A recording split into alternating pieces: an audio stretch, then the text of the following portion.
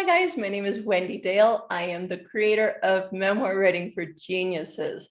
Today I'm going to talk to you about structure. And the reason I'm talking about structure is because it is one of the most important facets of memoir writing. You cannot write a good memoir if you don't understand structure. What I just said is so important, I'm going to repeat it. You cannot write a good memoir if you don't understand structure. So that's what I'm here to talk to you about today. First of all, what is structure? Well, structure in memoir is basically the way that you string your memories together, the way that you string your stories together. In fiction, this is called plot. However, memoir writing and fiction writing are very different when it comes to plot, because in fiction, you just make stuff up. And I think fiction is so much easier than memoir writing, and let me explain why. So let's say you're writing a novel about an Olympic athlete who is about to run the big race the next day. So this Olympic athlete all of a sudden wakes up with a cold and has been waiting for this race for 4 years, wakes up with a cold. So how would you construct this story?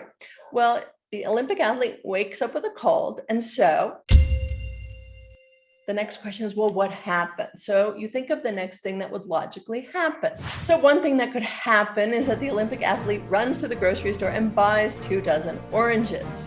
He eats all of them, hoping the vitamin C will miraculously heal him. So what's the next thing that happens? So you think about the next thing that would logically happen, it might be this. His stomach starts bothering him, probably because he just ate 2 dozen oranges. Oh no, so now what happens? He runs to the drugstore looking for something to soothe his stomach. Okay, so then what happens? Well, his coach calls. Because of bad weather, the race has been postponed. Do they postpone races in the Olympics? I have no idea, but this is my little story that I constructed for the sake of example. So here you have a little bit of a story. It started out with a problem, the problem got worse, and then it kind of solved itself. So how would a memoir writer approach this very same scenario? Well, a memoir writer can't make stuff up. What they're relying on is memory. And so a memoir writer would probably wind up doing a story that's something like this. I wake up with a cold the day before the big race. So then what happens? I get a craving for chocolate chip cookies. So what did you do? My daughter calls to tell me she has a peanut allergy. Well, so then what happened? I try and decide whether to wear my black shorts or my blue ones. So hopefully you can see the difference in the kind of stories that memoir writers tend to tell when they don't understand the rules for structure. They work off of memory. They often start to tell their story as if it were a diary. So one of the worst things you can do is create a book that reads very much like a diary. And why? Well, a diary is filled with disconnected events. If I ask you, okay, tell me about 7th grade, think back to 7th grade. You think of all of these random things. I don't know, are you going to think about school? Are you going to think about your family? Are you going to think about summer camp? Are you going to think about Christmas? Are you going to think about your brother? When you are asked to recall something, when you're asked to recall a portion of your life, you usually have disconnected events. And that is the opposite of telling a story. So that is what structure is designed to do. The rules of structure are there to help you create a story out of what would otherwise be disconnected events. When you learn the rules of structure, you are going to write a story that your reader loves. You're going to write a page turner. You're going to write a good book.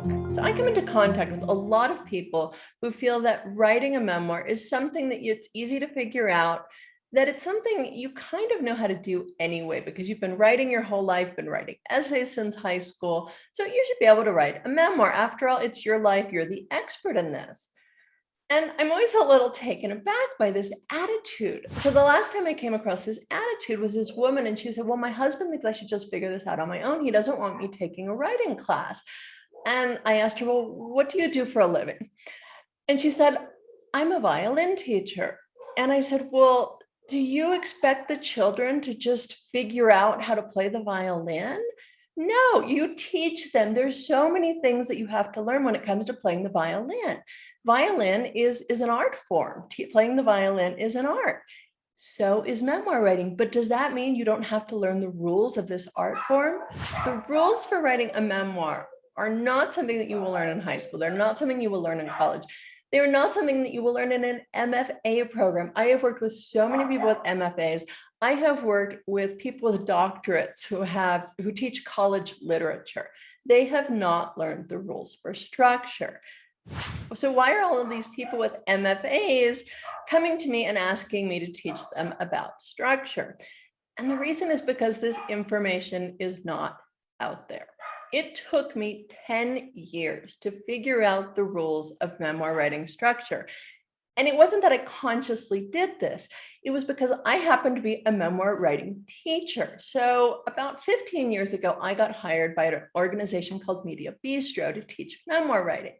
Now, I had already written a memoir, and writing a memoir and teaching memoir are two very different things. So I was thrown into this class and had to figure out how to teach memoir writing. So little by little, I had to figure out how memoirs actually worked. And it took me 10 years of teaching to find all of the moving parts, to figure out the components of memoir and how they are pieced together. And after 10 years, I understood the components, I understood the building blocks, and I could move them around at will and create a story that worked. Because after 10 years, I had learned the rules of memoir writing structure. So the way I did this was every time a student turned in an assignment, I would ask myself, why is this not working? And then I would see the same problems over and over and over again. And so I would see these problems and I would think, there's a rule that they need to learn. If they learned this rule, their writing would work. And by seeing the same problems over and over again, I realized that there are a set of rules that you have to follow when it comes to memoir writing. And if you follow these rules, you will have structure that works. You will have a plot that is a page turner. You will have a good book. As a result of this, I now offer several classes on memoir writing structure. And today I want to talk to you about the first class, the basic class, which is titled Starting Your Memoir, Your Guide to Global Structure. And this class will work for you if you plan on writing a memoir and you haven't read anything, or if you've been working on your memoir for 6 years. In fact, if you've been working on your memoir for 6 years, you really need this class, because if you don't know the rules for writing memoir, you are going to write tons of pages that you are going to have to throw out because the pages you're writing are not advancing your plot. They don't have to do with the structure of your book. So let me talk to you a little bit about global structure. What is global structure? Well, global structure is the way you structure your book globally. I'm just kidding. Didn't they tell you in high school not to define a word, not to define a term by using the same word? Anyway, global structure is taking a bird's eye view of your book. It's basically asking yourself, how am I going to tell my story? And there are two answers to this question when it comes to global structure. So figuring out the global structure for your book basically leads you to answer this question: will I structure my book using chronology, or will I structure my book using concepts, using ideas? And those are your two answers when it comes to global structure.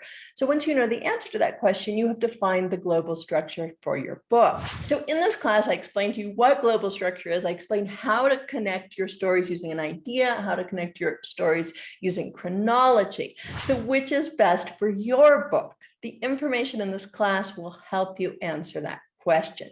Should you use an idea to tell your story, to connect your events, or should you use chronology? Where should you start your book? That's another really important question. Where does your story begin? Well, when you understand the rules for global structure, the answer becomes really obvious. So this class also explains where chapter 1 should begin, depending on what kind of global structure you're going to use and what your story is about.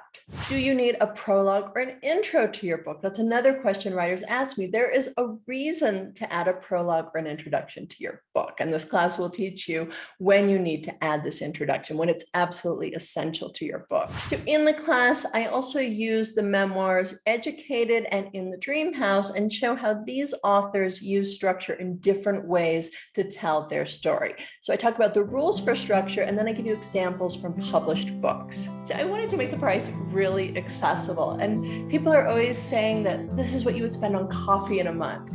And I always think that's such a horrible comparison, because I think to myself, wait, you expect me to give up coffee for a month? This is actually more like what you would spend at the dog groomers. Come on, you barely can go without a haircut for a month, right? So you can write your book by trial and error, or you can write your book knowing exactly what you're doing. And this is the information I so longed for when I was first starting out. If you want to learn more, or if you're ready to buy the class, click on the link in the description right below this video. Or simply stay tuned to this channel for more free information. Take care, guys.